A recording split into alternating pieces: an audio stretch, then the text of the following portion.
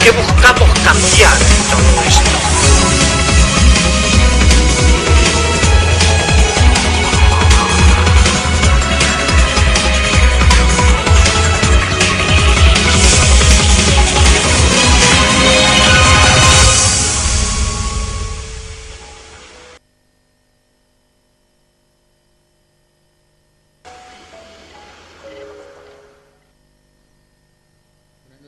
Estamos como todos los viernes de 21 a 22 en Un Mundo Después, Tiempo de Derechos, con algunas ausencias en las últimas semanas. Quiero agradecerles a María Laura Colibadino de Rodrigo la conducción de este programa también y ser parte de un equipo tan dinámico. Vamos a hablar esta noche de un tema que es realmente importante cuando se lo liga a los derechos humanos y a la manera en que los seres humanos acomodamos algunos miedos que tenemos. Me refiero al tema de la muerte, al tema de la muerte digna, al tema del impulso y la sanción de una ley muy importante recientemente alrededor de la muerte. Cuando las personas vamos creciendo y después las últimas décadas en Argentina nos cuesta hablar de la muerte, la hemos alejado, la hemos tapado, la hemos ninguneado y la muerte es parte de la vida, es un ciclo natural y es un proceso al que todos llegamos. Hablar de la muerte nos acerca a la vida, nos acerca a la dignidad y nos acerca a entender que somos seres que estamos un instante en el mundo y a poner en relación nuestra forma de relacionarnos con los demás, que a veces cuando nos creemos omnipotentes y siempre presentes se torna muy violenta. Pero para hablar de la muerte, qué mejor en este momento que hablar con una persona que ha hecho tanto por esta ley, que hace tanto desde su profesión cotidiana y el esfuerzo de cada día. Y me refiero nada más ni nada menos que al doctor Bernardo Biela, un médico realmente que le ha dado ya muchísimo a Salta. Bernardo, muchas gracias por acompañarnos, por estar acá, por tu tiempo. No, el agradecido soy yo, la verdad que es un placer poder compartir este programa y un tema tan importante como es el tema de la muerte digna, ¿no? Cuando uno hablaba de los derechos de los pacientes tiempo atrás, yo ya tengo 25 años de médico, y cuando uno hablaba de los derechos del bien nacer, del bien vivir, quedaba trunco porque no estaba el derecho al bien morir, al tener lo que se llama la calidad de la muerte. Y como vos bien decías recién, la muerte es un escalón más en la escalera de la vida. Y por un lado los ciudadanos, los seres humanos, no estamos preparados a veces para afrontar este último escalón, y tampoco los médicos. Si vos te fijas, es difícil que un médico te diga el paciente murió, obitó, se nos fue, ya no está más con nosotros, el Señor se lo llevó. Se buscan modismos para no decir se murió. Se murió. Es una palabra que le cuesta decir al profesional médico, porque cuando el médico estudia la materia medicina legal, que es donde uno ve la parte de ética médica y ve toda la parte relacionada también con el tema de el buen morir, es un tema que hasta costaba estudiarlo años atrás cuando yo estudiaba medicina. Y hablábamos en general de los derechos de los pacientes, y llegábamos trunco a estos que son los últimos momentos en la vida de un paciente, donde uno entiende que uno llega a este mundo para tratar de no sufrir sed, no sufrir hambre, no sufrir dolor, no sufrir ausencias, es decir, tener una buena calidad de vida. Y cuando uno tiene que partir de este mundo, tiene que hacerlo sin sed, sin hambre, sin dolor, sin frío, es decir, una buena calidad de vida para pasar a la muerte o bien a otra vida, de acuerdo a las personas si son creyentes o no.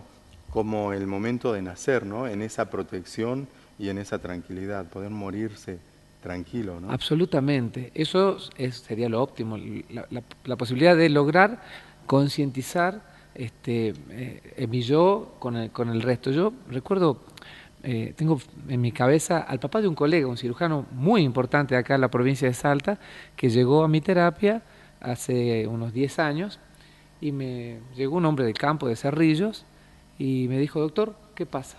Y le digo: no pasa nada, le digo, estamos con problemas. Aparte no me animaba a decirle de que estábamos en los últimos momentos de su vida. Entonces, él no tenía dolor, se sentía bien, pero su corazón estaba dejando de funcionar. Y me dijo: doctor, hágame pasar a mis hijos, que quiero transmitirle mis últimas palabras. No le digo, pero no, yo sé que son mis últimos momentos. Y la verdad que me sentí muy mal porque yo no tuve el coraje en ese momento de decirle sí, estimado amigo, lo hizo pasar a su hijo el médico y a otros, y hizo un raconto de su vida y se despidió dignamente y me dio una lección de vida a mí. Dije, caramba, qué importante haberle dado la posibilidad a este paciente de poder hablar con sus hijos y su esposa en estos últimos momentos, transmitiéndole sus vivencias y dejándole algunos legados a cada uno y algunas obligaciones a otro. Y eso, la verdad que quedó grabado en mí.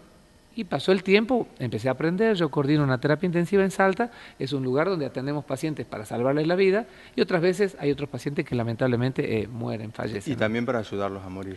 Entonces, en esa dignidad del morir es que uno empezó a leer, empezó a preocuparse, y decía, caramba, no hay nada que nos dé la posibilidad a tener esta muerte digna, esta posibilidad de tener estos últimos momentos en paz, no solamente conmigo, sino con todas las personas que yo quiero. Por el contrario, son tormentosos, son incómodos, hay a veces peleas, a veces hay problemas. Todo esto porque había un vacío en la legislación argentina respecto a lo que era la verdadera muerte digna.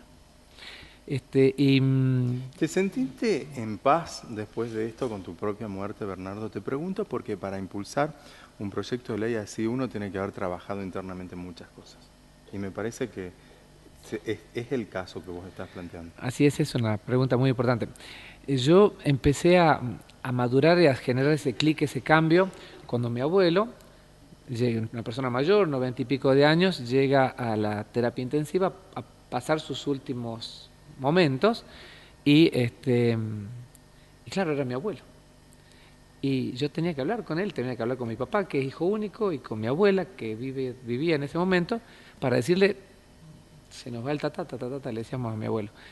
Y esas horas que me permitieron estar compartiendo con él y hablando con él para sentir que, decirle, mira, ya nos tenemos que ir. El abuelo le digo, vas a estar con tu papá, con tus hermanos.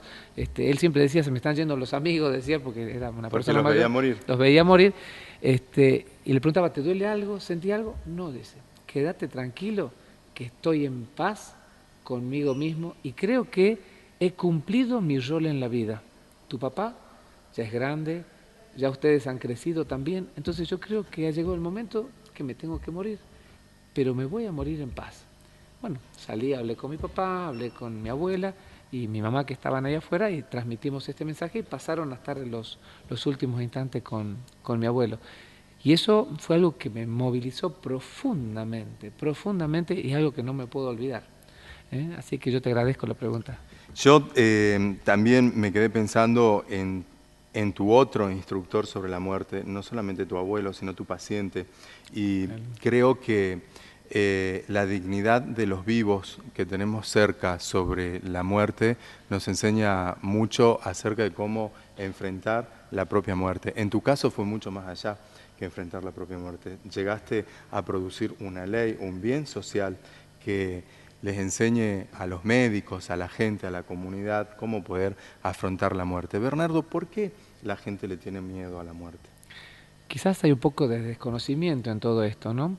Y uno tiene la posibilidad de hablar con muchas personas que estuvieron frente a la muerte por distintas enfermedades y volvieron a tener una vida normal. Y cuando uno tiene esa posibilidad, además, he tenido la posibilidad de hablar con pacientes que hemos resucitado, es decir, que les hemos hecho maniobras de reanimación cardiopulmonar. Y lo que hay una coincidencia con todos ellos es que en estos momentos terribles en los que, bueno, el organismo empieza a dejar de funcionar como corresponde, la mayoría de ellos están siendo invadidos como por una paz, es decir, ya está, en este momento me estoy yendo y dejo de sufrir, porque a veces hay un sufrimiento